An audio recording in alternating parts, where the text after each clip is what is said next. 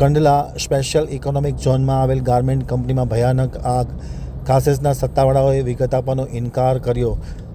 March એન્ડિંગના કારણે આગ લાગી છે કે અન્ય કાંઈ, તે અંગે તરેતરેની ચર્ચાઓ જોવા મળી રહી છે.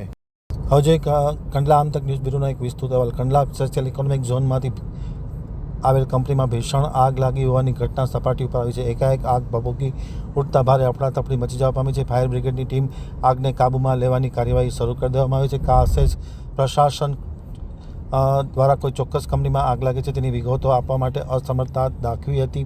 કયા કારણોસર કાસેસ પ્રશાસન આગ લાગવાની જે ઘટના છે, જે કંપનીમાં આગ લાગી છે તેની વિગત છુપાવે છે, તે ઘણું બધું કહી જાય છે.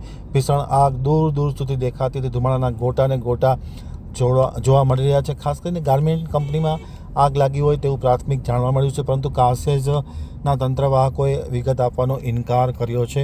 વધુ વિગત મેળવવા માટે મારા પ્રતિનિધિ સ્થળ ઉપર ત્યાં હાજર છે અને વિગત મેળવી રહ્યા છે.